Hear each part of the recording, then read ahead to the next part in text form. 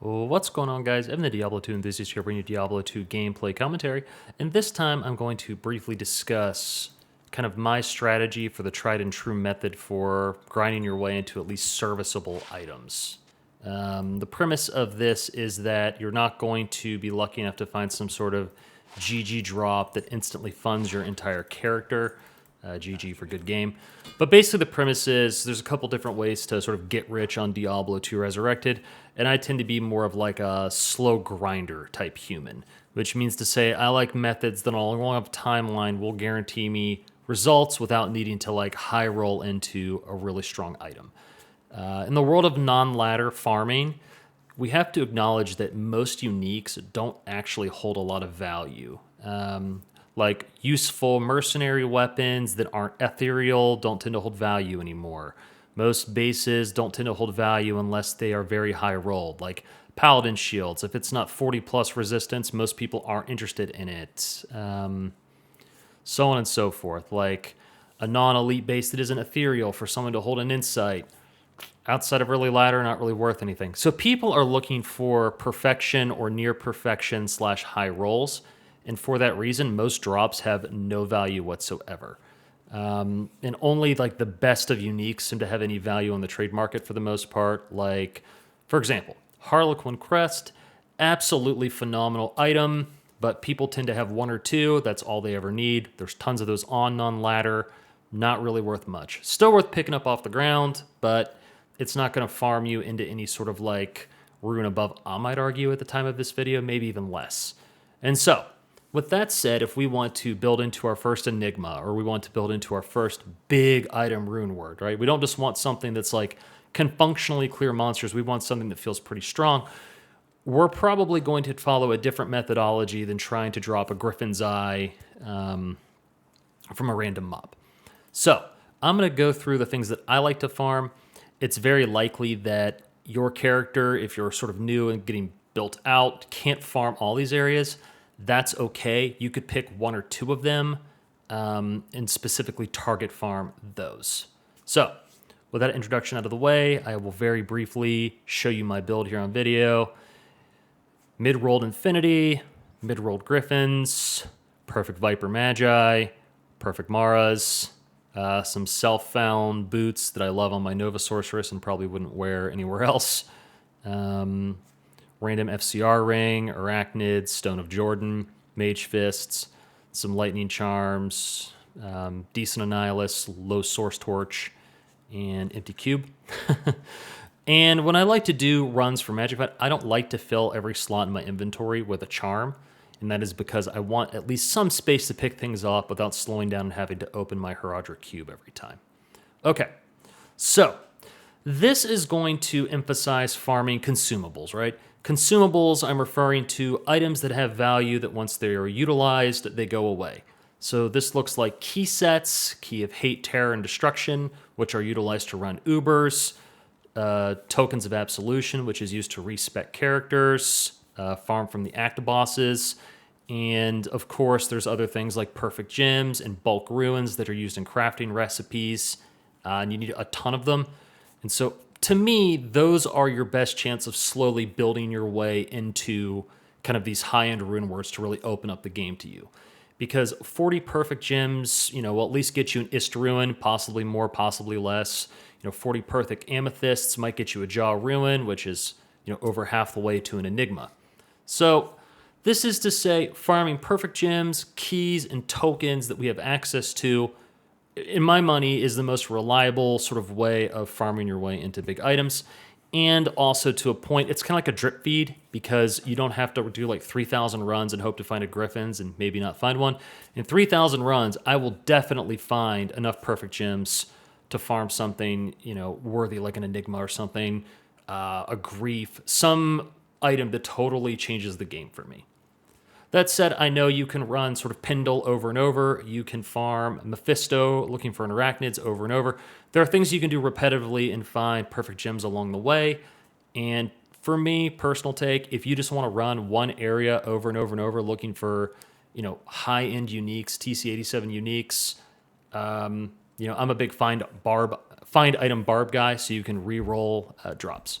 Also, I don't do split magic farming games. Higher player counts reduces the no drop chance. Reduce no drop chance on items means more loot per monster killed in the trash mob category.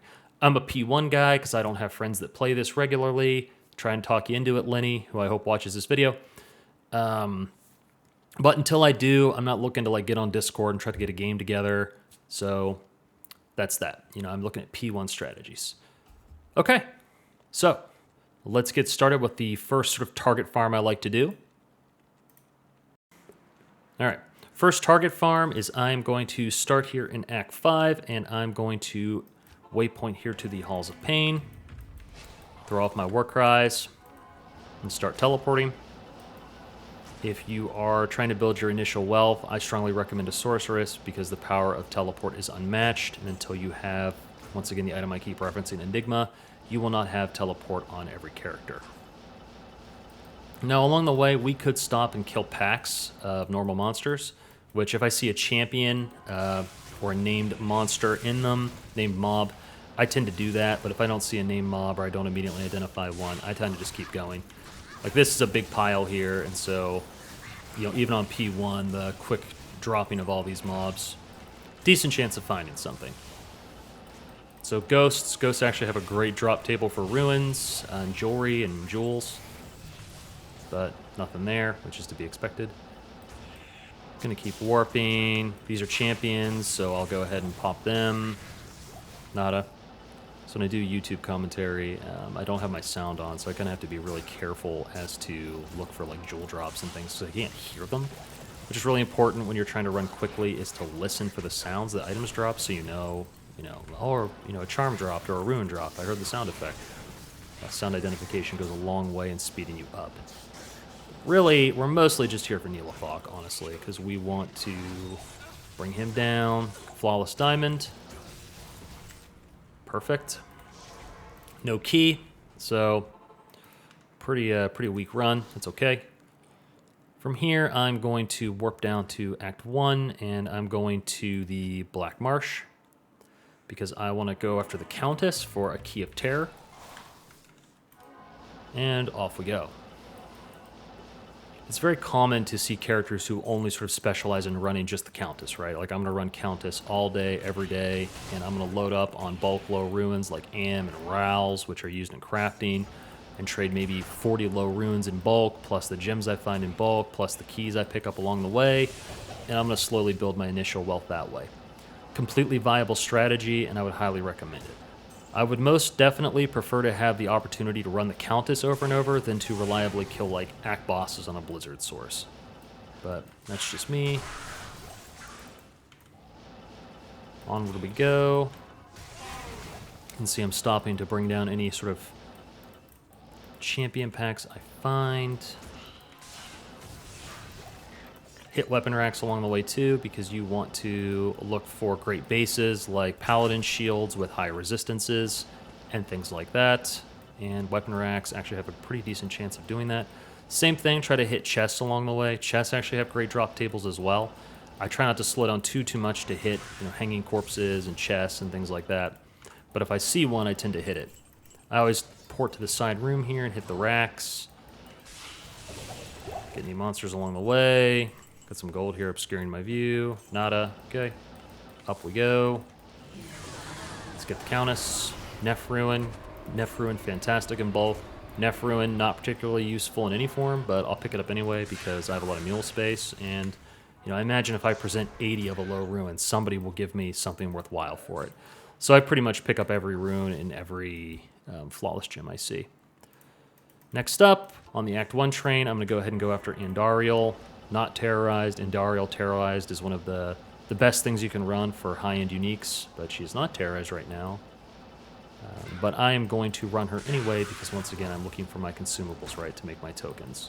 Some champ packs here. I usually don't stop and go after these as much as I do in other acts because Act 1, sort of lesser drop tables in my experience. Actually don't have all, like, the math behind every drop and every monster memorized, but I have a general feel for what I like to do. And there's a certain amount of randomness to it. because I'm not a robot, right? There are certain things where I'm going to stop and kill it just because in that moment I had an instinct to do so, or I skipped it for the same reason. All right, that was a miserable drop from Andariel. What are you going to do? I will hit my hanging body there, hit my chest, hit a couple other things here, look for a champion. Okay, nada. It happens. Used up all our town portal scrolls, so I'm going to walk over to Akara, drop one down into the belt, hold shift to fill it, and that's Act 1. We are off to Act 2. And we're really only after one thing in Act 2, at least for the way I like to run. We're off to Arcane Sanctuary, Warcry, Warcry, Warcry. Use all my pre-buffs here. Whoop. Alright, so when you're running Arcane, my personal take is, if you find ghosts that aren't over a pit, you should definitely take them out. Ghosts have, once again, a pretty great drop table. Now, if they're over sort of that space, that ether there, they can't drop anything because the item would fall into oblivion, so the game just doesn't drop you anything. But if they're over a path like that, I would go ahead and take them out. If you hit a dead-end path, aka where the summoner is not, I would strongly encourage you to still pop all the chests at the end of the path. They have a pretty good drop table for gems and other goodies. We're all done there. Once again, now we're off to Mephisto, who I am not running in the hopes of finding uniques, because in my experience, Mephisto doesn't really drop a lot of items I'd be interested in, aside from, you know, maybe an arachnids or like some sort of ethereal GG item, which are pretty rare. That was immune to lightning, and I don't have a Sunder Charm on, so probably shouldn't have stopped for him, not worth my time, but I did.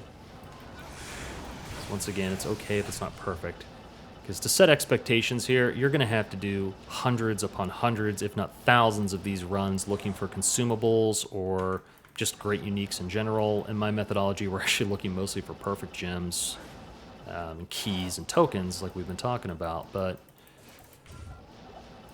even then you'll see it takes just a tremendous number of runs, and that's either part of the charm or part of the misery of playing Diablo 2, and depending on my mood, I feel, you know, either way. All right, now here's a choose your own adventure moment. Some folks do not think stopping and killing the councils here is worth your time and just would rather go to Mephisto and hit the super chest, the armor racks we'll see momentarily. Other people like to stop and kill the council. Once again, I do it depending on my mood. This time I clearly stopped. I like to hit these chests with telekinesis so I can open them from afar. Anything to speed you up by a couple seconds adds up over a ton of runs. Nothing. I need a key. And I'm not going to go back to get a key right now, but in general I do try to carry keys because I think that these are worth opening. They tend to drop me great items. I found high runes out of those chests and great bases from these armor racks. So if I had some keys, we would have opened it. We see our battle orders run off. While my merc brings this guy out, I'll go ahead and rebuff. Should use my time as wisely as I can. So far, nothing on this run. Pretty common. We're off to Act. I'm going to ID our items and see if this charm is worthwhile. It is not. Okay, cube's empty. We can keep going. And we are now off to the River of Flame because we want to farm Arcane's or Chaos Sanctuary. So, different strategies for Chaos Sanctuary, which is, you know, once again, one of the favorite areas in the game for most players to farm.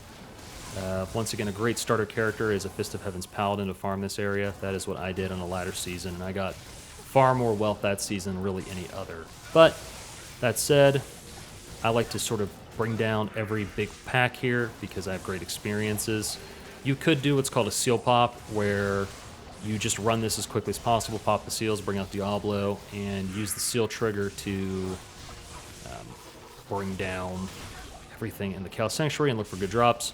I prefer, because I have fast clear speed, because I'm Nova, to stop and basically kill everything. At least everything that groups up nicely. I'm probably not going to chase down like a singular ghost. Going kind of slow. Haven't seen the packs group up as much as I might like, but not too bad. And still fun. I would rather farm this all day than really any other area. Sometimes the area that you enjoy farming, that you'll keep farming, is superior to like optimization. And arguably a find item barb, like I talked about briefly at the start of the video, for my purposes would be better than, you know, clearing mess like this, clearing trash super quick, but I just don't like playing a find item barb, so I don't.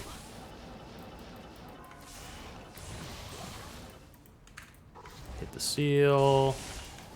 Actually pretty dangerous to jump right in the middle of a fanaticism aura, but managed to live because we're farmed. Go here. Soon we'll bring out Big D, and this will be the last seal. So if this was a seal pop, we would have only hit the seals, then refreshed our enemies by walking near them or teleporting past them. And then we pop the last seal, and that would be, you know, kind of a quick beginner's guide to a seal pop if it's something you're into. I am not a seal pop guy. So far, we have no keys, no essences, and only a couple flawless gems, so I would generally call this run so far to be pretty on the unlucky side, which is all part of the charm, right? Blast Big D. Worthless and unique, but I'll pick it up anyway. Let's ID it. Terrible. Terrible, which we already knew it was. Off to the stash, make a little bit of room, drop off my P-gems. Oh, and we're going to keep carrying this Flawless Amethyst because if we find a gem shrine, this is the most valuable gem, and we want to make sure that gets upgraded. So we've already run our key guy in Act 5 because that's where we started. So we're going to wrap up here with Baal. So Worldstone Keep. Great area to farm if you can. I tend to skip souls because they're dangerous, and I'm not carrying all the Sunder Charms. They take forever to kill. But things like this, like the snakes, Magic Tiara, definitely need to pick that up. Just gonna keep it going quick here and blast through the big piles. Superior Crown, I'll pick that up in case it's like 3 socket, 15 ED. It's 1 socket, so entirely worthless. Double Ogre Maul, Mat Bow. 1 skill, worthless. Filling Shrine, we're already full. I can't remember what a unique Spetum is, but I know it's worthless. Yeah. Didn't really need to stop for that, but I was just kind of curious. Champion, bring it down. I'd say I definitely spend more time in the Worldstone Keep because I think the drop tables here for, you know, the items around are great, and I'm always looking for a good Paladin Shield base. That's like my curse is, can I please find, you know, a 40 resist all Paladin Shield that isn't 1 or 2 sockets? The answer is probably not. All right. So looking for Worldstone Keep level 2 here. Big pack here. Also, in terms of gem quality, I think everyone kind of decides how much they're willing to slow down for what quality of gem. I am willing to stop for, you know, like a ruby, a flawless ruby, and yeah, that's it. I don't do flawed or chipped. Theoretically, you can, and you can cube them up, and it's probably quicker to stop for them than it is to not, but I am not doing that, so I don't. XP Shrine, more XP sounds great. It won't matter, though, because we will assuredly get cursed and lose it, but for the couple kills we get with it, why not? Big area here, a lot of enemies.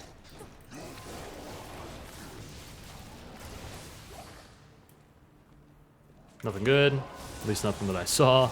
I'm always waiting for someone in the video to be like, hey man, you left a, you know, some sort of really strong or potentially good item back there on your video. I'm like, I'm sure I did.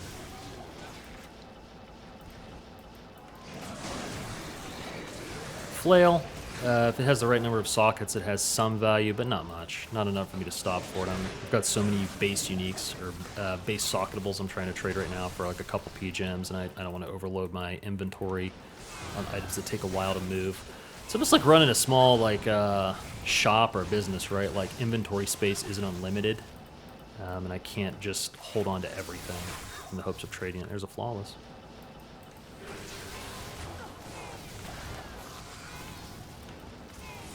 Alright, now we're to Baal. Baal, of course, can drop every item in the game, and can drop an essence, which is really what we're here for, is to hope he drops an essence. So far we found no essence and no keys, so this has been a pretty miserably unlucky run, but that's to be expected.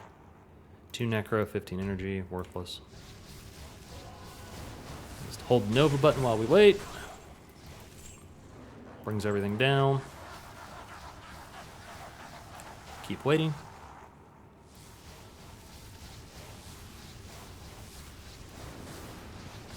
Keep waiting.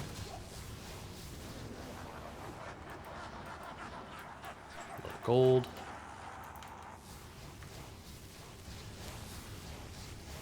It is nice once you get, geared enough that basically every area in the game is open to you. It does help with the monotony a little bit. That's why I am a big fan of specializing your character to probably run, like I was saying, Countess, or, if you prefer Arcane Sanctuary. I made a budget 200 FCR Nova Source or Fireball Source on various ladders, because 200 FCR faster cast rate is really the highest teleport breakpoint you can reach. You can get there on some pretty budget items if you really want to, other than the Arachnid. But point is, some sort of sorceress that can quickly teleport to those locations. That way you can... Of course, my Merc is getting beat down here, so I'm going to try to distract Lister so that my Merc will stop getting hit stunned. Holy Freeze is making this take forever. My Merc also doesn't have the best space for their Infinity. Warcry up. We'll knock out Baal, and that'll be the end of the video. And once again, I reiterate, I think that, running for gems and keys and ruins is really the way to do it these days, particularly non-ladder, where most uniques just have no value, and you're better off going for the guaranteed value of things like this, so you don't get discouraged waiting for an item that, statistically may never come. You will find flawlesses and keys. You know it. Of course, I say that knowing on this run I found effectively nothing of any variety, worthless or otherwise. So, a couple flawless gems for the entire run. Thank you for watching, and I hope this is useful. And once again, save your perfect gems, save your low ruins, particularly Rals and Ams, Nefs. Run your keys, run your tokens, trade them in bulk for the high runes you need to make whatever is the first rune word that's going to change the game for you. And final tip, if you are building your first big rune word, do not make it Chains of Honor. All right, thanks for watching, and I'll see everyone next time.